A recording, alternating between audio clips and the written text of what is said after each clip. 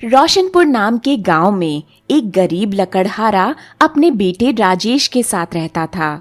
उसका बेटा बहुत ही आलसी था। बेटा श्यामू, अब तो उठ जा, सूरज सिर पर आ गया है। तेरी माँ की तबीयत भी ठीक नहीं है, कुछ काम करेगा तो घर में 2 पैसे आएंगे। क्या करूं बापू, जंगल जाकर लकड़ियां काटने से भी क्या फायदा। आजकल लकड़ियां कोई खरीदता ही नहीं, मेहनत बेकार जाती है।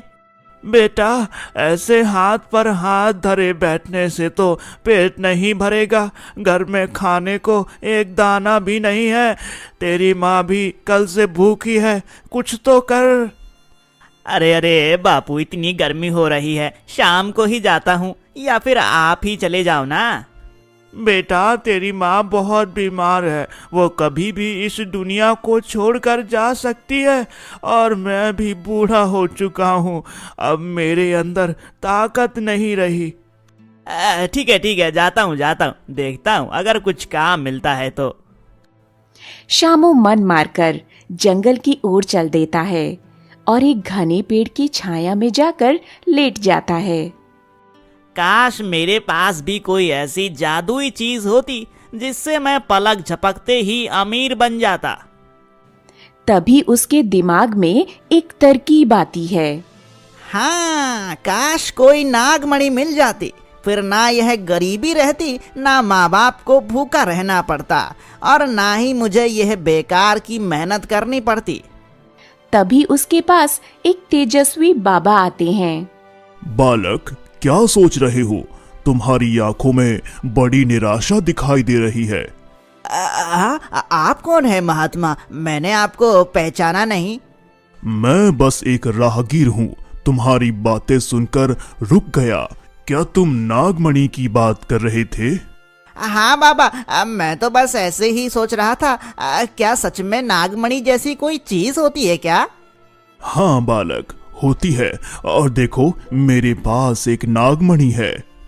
अरे ये तो सचमुच नागमणि है बाबा। कितनी तेज चमक रही है। यह तो सच में कोई जादुई नागमणि लगती है। श्यामू, यह नागमणि मेरे पास ही रहती है, यह मैं तुम्हें नहीं दे सकता। मुझे इसकी बहुत जरूरत है। मैं बहुत गरीब हूँ, अगर तुमने मुझे यह नहीं दी तो मेरे माँ बाप मर जाएंगे। ठीक है, यह नागमणि मैं तुम्हें दे सकता हूँ श्यामू, परंतु इसका उपयोग बहुत सोच समझ कर करना। जैसी इच्छा करोगे यह वैसा ही फल देती है, पर लालच और अभिमान इसके प्रभाव को नष्ट कर देते हैं। नहीं बाबा, मैं इसका कभी गलत उपयोग नहीं करूंगा। आप बस यह मुझे दे दीजिए। मैं आपका ये उपकार जीवन भर कभी नहीं भूलूंगा। हाँ। बाबा वो नागमणि शामू के हाथ में रख देते हैं।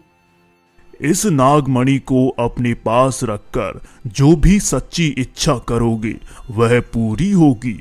अगर तुम मन में हमेशा दूसरों की भलाई के बारे में सोचोगे तो यह नागमणि तुम्हारी मदद करेगी।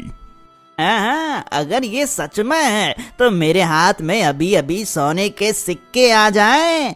जैसे ही शामू ये सोचता है, उसके हाथ में रखे पत्थर और कंकड़ सोने के सिक्कों में बदल जाते हैं। अरे वाह, ये तो सच में कमाल की मणि है। मेरे हाथ में सोने के सिक्के आ गए। बाबा, आपका बहुत बहुत धन्यवाद। याद रखना श्यामू, इसका सही उपयोग ही तुम्हें सुख देगा। तुम्हें धन का इस्तेमाल भी दूसरों के लिए ही करना होगा। अब मैं चलता हूँ। हाँ, ठीक है, मैं इस धन का इस्तेमाल गरीबों को भोजन खिलाने के लिए करूँगा। बाबा इतना कहकर वहां से चले जाते हैं। हाँ, अब मेरी गरीबी के दिन खत्म। अब मैं राजाओं की तरह रहूंगा। अगर मुझे गरीबों को भोजन करवाना है तो उसके लिए जगह भी तो चाहिए। हे नागमणि, मेरे लिए इसी जंगल में एक शानदार महल बना दो। पलक झपकते ही शामू के सामने एक विशाल मायावी महल खड़ा हो जाता है। अरे वाह, ये तो सचमुच महल बनकर तैयार हो गया। ऐसा महल तो मैंने कभी नहीं देखा। और महल में तो सभी नौकर चाकर भी हैं। अरे अरे, ये कौन है? ये तो बहुत सुंदर स्त्री है। हाँ, क्या ये सब सच में है? ये मेरी पत्नी है और ये मेरा महल है। ये नागमणि तो सच में जादू है। श्यामू उस मायावी महल और अपनी नई पत्नी के साथ ऐशो आराम की जिंदगी जीने लगता है। वो अपने बूढ़े और गरीब माँ बाप को पूरी तरह भूल जाता है। हे नागमणि, मेरे महल को दुनिया की हर कीमती वस्तु से भर दो। मेरे वस्त्र भी राजाओं के जैसे होने चाहिए। देखते ही देखते उसका महल सोने, चांदी, हीरे मोती और अन्य बहुमूल्य वस्तुओं से भर जाता है। अरे अरे, मुझे तो यकीन ही नहीं हो रहा है। इतना धन मैंने कभी नहीं देखा। अब जैसा मैंने सोचा था, मैं गरीबों को भोजन करवाता हूँ। वो अगले दिन बहुत सारे गरीबों को भोजन करवाता है। सभी लोग उससे बहुत खुश थे। हाँ हाँ, सभी लोग पेट भर के खाना, क्योंकि मैं बहुत भलाई का काम करता हूँ। हाँ हाँ। वहीं विजयगढ़ में राजा विक्रम राज किया करते थे। एक दिन राजकुमारी सुनैना राजा से कहती है, पिताजी, मेरा मन इस राजमहल की चारदीवारी में ऊब गया है। मैं राज्य के वन में घूमना चाहती हूँ, प्रकृति को ध्यान से देखना चाहती हूँ। नहीं पुत्री, जंगल बहुत विशाल और खतरों से भरा है। तुम वहां रास्ता भटक सकती हो या किसी जंगली जानवर का शिकार हो सकती हो। अगर तुम्हें कुछ हो गया तो हम कैसे जिएंगे? हाँ बेटी, तुम्हारे पिताजी ठीक कह रहे हैं। जंगल में जाना सुरक्षित नहीं है। पिताजी, कृपया मुझे जाने दीजिए। मेरा यहाँ बिल्कुल मन नहीं लगता और मैं शीघ्र ही लौट आऊंगी। मैं सावधानी से रहूंगी। लेकिन बेटी, अकेले जंगल में जाना ठीक नहीं है। तुम अकेली तो उस जंगल में भटक जाओगी। नहीं नहीं बेटी, मैं तुम्हें वहाँ कभी नहीं भेजूंगी। माँ, मैं कोई साधारण कन्या नहीं हूँ, मैं राजकुमारी हूँ। तो मुझे डरने की क्या आवश्यकता है? माँ, मुझे जाने की आज्ञा दीजिए, वरना मैं आज भोजन नहीं करूँगी। कह देती हूँ। हाँ ठीक है बेटी, अगर तुम्हारी यही इच्छा है तो मैं तुम्हें रोकूंगा नहीं, परंतु तुम्हारी सुरक्षा के लिए मैं अपने सबसे भरोसेमंद सैनिक अजय को तुम्हारे साथ भेजूंगा। और हाँ, संध्या होने से पहले अवश्य लौट आना। धन्यवाद पिताजी, मैं आपकी आज्ञा का पालन करूंगी और जल्द ही लौट आऊंगी। मंत्री वीर सिंह, राजकुमारी सुनैना का वन में जाने का प्रबंध किया जाए। उसके साथ एक सैनिक भेजा जाए। ठीक है महाराज, जैसी आपकी आज्ञा। अगले दिन राजकुमारी सुनैना अपने सैनिक अजय के साथ घोड़े पर सवार होकर जंगल भ्रमण के लिए निकल पड़ती है। अरे देखो तो, ये जंगल कितना सुंदर है। यहाँ के पेड़ पौधे और यहाँ की हवा कितनी शुद्ध है। सच में मुझे तो बड़ा आनंद आ रहा है। राजकुमारी जी, मुझे भी यह जंगल बहुत अच्छा लग रहा है, लेकिन अब हम जंगल के काफी अंदर तक आ गए हैं। अब हमें वापस चलना चाहिए। नहीं सैनिक, अभी तो कुछ ही समय हुआ है। अभी हमें और अंदर चलना चाहिए।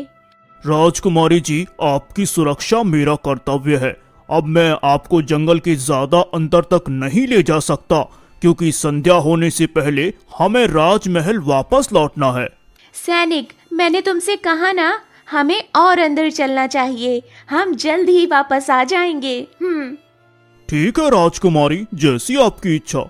वे जंगल में काफी अंदर तक चले जाते हैं और तभी और राजकुमारी जी, अब मुझे लगता है हम रास्ता भटक गए हैं। चारों ओर घना जंगल है। किस दिशा में राजमहल है समझ में नहीं आ रहा है। ओह, अब क्या करें अजय? शायद इस तरफ हमारा महल है। नहीं नहीं राजकुमारी, यह रास्ता तो दूसरा है। यहाँ तो हम कभी नहीं आए। हे भगवान, अब हम क्या करें? शाम भी होने वाली है। पिताजी चिंतित हो रहे होंगे। मैंने कहा था ना, हमें इतनी अंदर नहीं आना चाहिए था। वे दोनों रास्ते की तलाश में आगे बढ़ते रहते हैं। तभी उन्हें दूर जंगल के बीच एक भव्य महल दिखाई देता है। अरे, इस सुनसान और घने जंगल के बीच ये इतना सुंदर महल किसका हो सकता है? चलो पास जाकर देखते हैं। नहीं राजकुमारी जी, हम ऐसे किसी अनजान व्यक्ति के महल में कैसे जा सकते हैं? नहीं सैनिक, हम राजघराने के लोग हैं, हमारा हर कोई आदर करेगा। चलो तुम। जब वे महल के पास पहुंचते हैं तो देखते हैं कि वहां श्यामू गरीबों को भोजन करवा रहा है। भाई, मैं इस राज्य की राजकुमारी सुनैना हूँ और ये मेरे अंगरक्षक अजय हैं। हम जंगल में घूमने आए थे और रास्ता भटक गए। क्या आप कृपया करके आज रात हमें यहाँ ठहरने का स्थान देंगे? अरे, आप राजकुमारी हैं, ये तो मेरा सौभाग्य है। हाँ हाँ, क्यों नहीं, आप हमारे मेहमान हैं। आइए आइए, अब भोजन कीजिए और विश्राम कीजिए। पर राजकुमारी, हमें सावधान रहना चाहिए। श्याम सिंह उन्हें आदर के साथ महल के अंदर ले जाता है और उनके भोजन तथा विश्राम का उत्तम प्रबंध करता है। जब राजकुमारी और सैनिक अजय गहरी नींद में सो जाते हैं, तभी अरे वाह, कितनी सुंदर राजकुमारी है ये। काश भी ये मेरी पत्नी बन जाए। मेरे पास नागमणि है, मैं कुछ भी कर सकता हूँ। मैं इससे विवाह करना चाहता हूँ। सुबह होते ही श्याम सिंह राजकुमारी सुनैना के पास जाता है। राजकुमारी जी, मैं आपसे कुछ कहना चाहता हूँ। मैं आपसे विवाह करना चाहता हूँ। आप मेरी रानी बनकर इसी महल में राज कीजिए। तुम्हारी हिम्मत कैसे हुई? मैं एक साधारण व्यक्ति से विवाह नहीं कर सकती, और वो भी तुम्हारे जैसे नीयत वाले इंसान से तो कभी नहीं। मैं अपने पिता की आज्ञा के बिना कुछ नहीं कर सकती। मैं अब साधारण व्यक्ति नहीं हूँ राजकुमारी। मेरे पास अपार धन दौलत और शक्ति है। यदि तुमने मेरी बात नहीं मानी तो मैं तुम्हें और तुम्हारे सैनिक को बंदी बना लूंगा। क्या तुम हमें धमकी दे रहे हो और हमें डराने की कोशिश कर रहे हो? मेरे पिता तुम्हें इस दुस्साहस का दंड अवश्य देंगे। सेवकों, राजकुमारी और इस सैनिक को बंदी बना लो और महल के कारागार में डाल दो। अरे नहीं दुष्ट मनुष्य, राजकुमारी जी को छोड़ दो, वरना मैं तुम्हें नहीं छोड़ूंगा। नहीं नहीं, तुम ऐसा नहीं कर सकते। मेरे पिताजी राजा विक्रम तुम्हें बहुत बड़ा दंड देंगे। अच्छा, तुम्हारे पिता कुछ भी नहीं कर पाएंगे और इस जंगल के बीचों बीच किसी को नहीं पता कि तुम यहाँ पर कैद हो, समझे? हाँ। उधर राजमहल में राजा विक्रम और रानी पद्मावती अपनी पुत्री के ना लौटने से अत्यंत चिंतित होते हैं। मंत्री वीर सिंह, सुबह से शाम हो गई, राजकुमारी और सैनिक अजय अभी तक नहीं लौटे। क्या आपने उनकी कोई खोज खबर ली? महाराज, मैंने अपने गुप्तचरों को चारों दिशाओं में भेजा है, परंतु अभी तक उनका कोई समाचार नहीं मिला। जंगल में भी सैनिक उनकी तलाश कर रहे हैं। हाय, मेरी बेटी कहाँ होगी, किस हाल में होगी? महाराज, आप कुछ कीजिए, मेरा मन बहुत घबरा रहा है।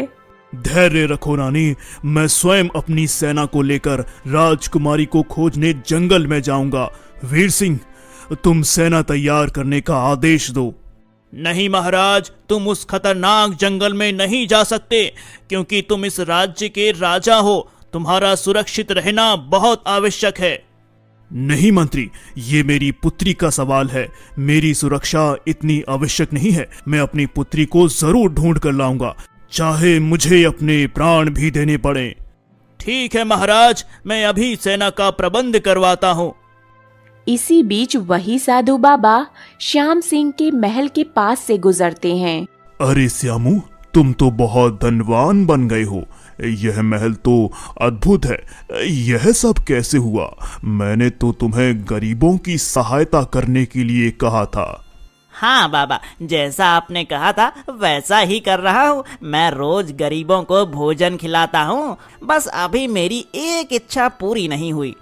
तुमने उस नागमणि का गलत प्रयोग किया है। अब तुम्हारी कौन सी इच्छा है? हाँ बाबा, ये सब इसी नागमणि का प्रताप है। मेरे पास एक सुंदर पत्नी है। अपार धन है और सब कुछ है, बस एक इच्छा अधूरी है। मैं इस राज्य की राजकुमारी से विवाह करना चाहता था, पर उसने मुझे मना कर दिया, इसलिए मैंने उसे बंदी बना लिया है। नहीं श्यामू, तुम यह बहुत गलत कर रहे हो।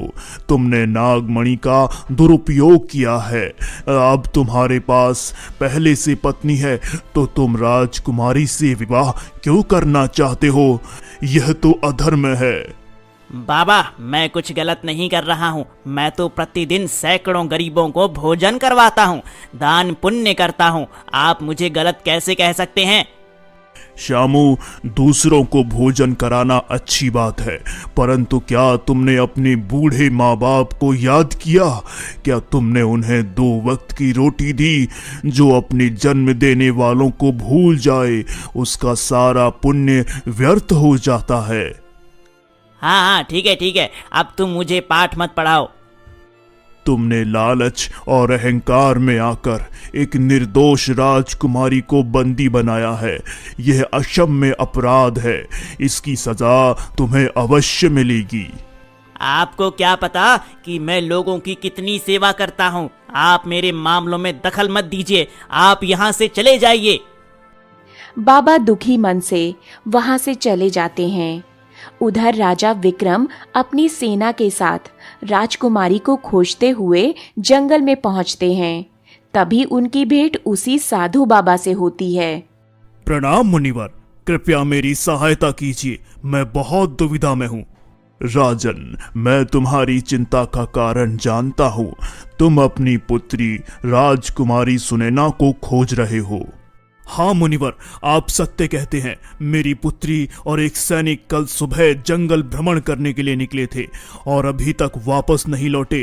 क्या आपको उनके बारे में कुछ पता है? हाँ राजन, यहाँ से कुछ दूरी पर एक नया धनवान व्यक्ति रहता है जिसका नाम श्याम सिंह है।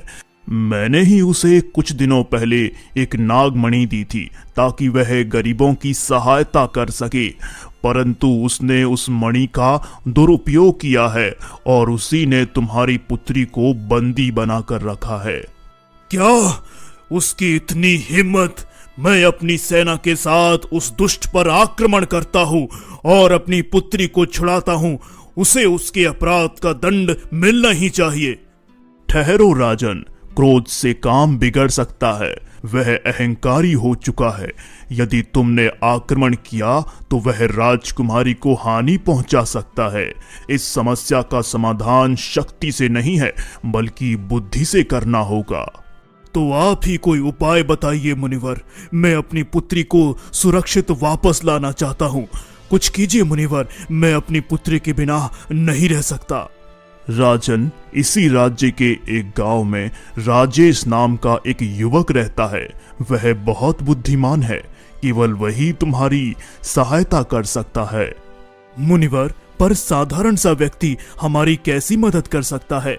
कृपया मुझे विस्तार से बताइए।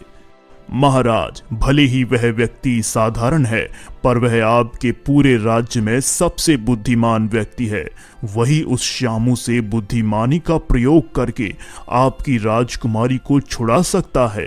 मेरे पास एक युक्ति है। ठीक है मुनिवर, मुझे वह युक्ति बताइए। बाबा राजा विक्रम को अपनी योजना विस्तार से बताते हैं और वे तुरंत बाबा को धन्यवाद देकर राजमहल लौटते हैं और राजेश को महल बुलवा लेते हैं। राजेश, हमने तुम्हारी बुद्धिमानी की बहुत प्रशंसा सुनी है। क्या यह सत्य है? महाराज, लोगों का बड़प्पन है जो वे मेरे बारे में ऐसा सोचते हैं। मैं तो बस अपनी बुद्धि का उपयोग करके दूसरों की भलाई और न्याय के लिए करने का प्रयास करता हूँ। आज्ञा कीजिए महाराज, मैं आपकी क्या सेवा कर सकता हूँ? राजेश, हमारे राज्य पर एक बड़ी विपत्ति आ पड़ी है। तुम्हारे ही गांव के पास जंगल में श्यामू नाम के एक व्यक्ति ने नागमणि का गलत उपयोग करके धनी होने के कारण अभिमानी हो गया है। तो इसमें चिंता की क्या बात है महाराज? कोई भी व्यक्ति धनी बन सकता है। उसने राजकुमारी सुनैना को बंदी बना लिया है। तुम्हें अपनी बुद्धिमानी का प्रयोग करके राजकुमारी को सुरक्षित छुड़ाकर लाना है। हम उस पर सीधे आक्रमण नहीं कर सकते, क्योंकि इससे राजकुमारी के प्राण संकट में पड़ सकते हैं। महाराज, यह तो बहुत गंभीर बात है। मैं आपकी पुत्री को छुड़ाने का हर संभव प्रयास करूंगा। ठीक है राजेश, जाइए और इस दुष्ट से हमारी राजकुमारी को छुड़ा कर लाइए। किंतु महाराज, इस कार्य के लिए मुझे आपसे कुछ सहायता चाहिए होगी। मैं जो आपसे मांगूंगा, क्या आप मुझे वो देंगे? महाराज, मुझे आपसे कुछ भी नहीं चाहिए, परंतु इस कार्य को करने के लिए मुझे आपसे सिर्फ 3 चीज चाहिए। कहो राजेश, तुम्हें क्या चाहिए? हम तुम्हारी हर मांग पूरी करेंगे। सबसे पहले मुझे कुछ धन चाहिए। मैं यह वचन देता हूं कि मैं इस धन का उपयोग अपने लिए बिल्कुल भी नहीं करूंगा, और यह कार्य हो जाने के बाद तुम्हें यह धन वापस लौटा दूंगा। ठीक है, हम तुम्हें तुम्हारी आवश्यकता के अनुसार वह धन देते हैं। आगे कहिए। दूसरा, मुझे गरीबों को भोजन कराने के लिए कुछ भोजन चाहिए होगा। ठीक है, हम तुम्हें ढेर सारा भोजन देते हैं, जिससे तुम गरीबों को भोजन खिला सको। और क्या चाहिए तुम्हें? तीसरा, मुझे एक नकली नागमणि चाहिए, और इसके साथ मुझे श्यामू के महल से भी बड़ा भव्य महल गांव में बना हुआ चाहिए, जो कार्य सिद्ध होने के पश्चात मैं आपको लौटा दूंगा। ठीक है राजेश, हम तुम्हें तुम्हारी मांगी हुई हर वस्तु प्रदान करेंगे। हमें तुम पर पूरा विश्वास है। जाओ और हमारी पुत्री को सुरक्षित वापस लाओ। राज्य तुम्हारा आभारी रहेगा। राजेश राजा से आवश्यक धन, भोजन, वस्त्र और कारीगर लेकर अपने गांव के निकट जंगल में श्यामू के महल से कुछ दूरी पर एक उससे भी अधिक विशाल और भव्य महल का निर्माण करवाना शुरू कर देता है। अब यह महल बनकर तैयार हो चुका है। अब मुझे इसमें गरीबों को भोजन करवाना होगा, और मैं एक नकली नागमणि लेकर आता हूँ। लेकिन श्यामू को लगेगा कि मेरे पास एक असली नागमणि है। अब उसके मन में और भी ज्यादा लालच आएगा। कौन है ये व्यक्ति जो मुझसे भी अधिक धनवान होने का दावा कर रहा है और मुझसे भी बड़ा भोज करवाता है? मेरे राज्य में मुझसे बड़ा दानी कौन हो सकता है? महाराज, इतने दिन बीत गए, राजेश ने अब तक कोई समाचार नहीं भेजा। कहीं वो हमारे धन का दुरुपयोग तो नहीं कर रहा? मुझे डर लग रहा है, कहीं उसने हमें धोखा तो नहीं दे दिया। मुझे भी कुछ संदेह हो रहा है रानी, परंतु मंत्री वीर सिंह का कहना है हमें धैर्य रखना चाहिए। हाँ महाराज, मैंने अपने गुप्तचरों से पता करवाया है। राजेश वास्तव में गरीबों की सेवा कर रहा है और कोई बड़ी योजना बना रहा है। हमें उस पर विश्वास रखना चाहिए। उसकी बुद्धिमानी अवश्य सफल होगी। इसके बाद श्याम सिंह राजेश को अपने महल में बुलवाता है। अरे राजेश, मैंने सुना है कि तुम मुझसे भी ज्यादा धनी बन चुके हो और मुझसे भी बड़ा दान पुण्य कर रहे हो। ये सब तुम कैसे कर रहे हो? कुछ दिन पहले तक तो तुम्हारे पास कुछ भी नहीं था। तुम्हारा महल भी मेरे महल से 2 गुना बड़ा और सुंदर है। आखिर तुम्हारे पास ऐसा क्या है? श्याम सिंह जी, मेरे पास भी एक नागमणि है। यह देखिए, मैं इस नागमणि का उपयोग केवल गरीबों की भलाई और उनकी सेवा के लिए ही करता हूँ। हाँ, क्या कहा? तुम्हारे पास भी नागमणि है? परंतु तुम मुझसे 2 गुने अमीर कैसे हो सकते हो? और तुम्हारा महल मेरे महल से इतना विशाल क्यों है? मेरी नागमणि तो सबसे शक्तिशाली है। श्याम सिंह जी, क्योंकि मेरे पास जो नागमणि है वह आपकी नागमणि से 2 गुनी प्रभावशाली और शक्तिशाली है, इसलिए मेरा महल आपसे बड़ा है और मैं आपसे अधिक दान कर पाता हूँ। हाँ, क्या कहा? तुम्हारी नागमणि मेरी नागमणि से अधिक शक्तिशाली है? ये नहीं हो सकता। अब मुझे वह नागमणि अभी चाहिए। मैं तुम्हें मुंह मांगा धन दूंगा, बस तुम अपनी नागमणि मुझे दे दो। हाँ हाँ, क्यों नहीं। मैं यह नागमणि तुम्हें देने के लिए तैयार हूँ। मैं तो चाहता हूँ कि तुम मुझसे भी अधिक गरीबों की सेवा करो और पुण्य कमाओ। लाओ लाओ लाओ, जल्दी दो मुझे वह नागमणि। मैं अभी देखना चाहता हूँ उसकी शक्ति।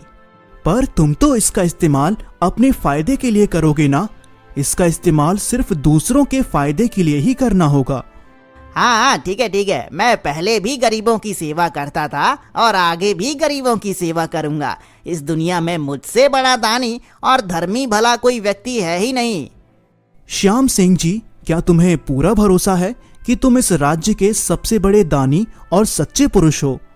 हाँ और नहीं तो क्या, तभी तो मैं पूरे राज्य में दान पुण्य के लिए जाना जाता हूँ। सभी लोग मेरी बड़ाई करते हैं। लाओ लाओ जल्दी दो मुझे ये नागमणि दो, ताकि मैं और लोगों की सेवा कर सकूं।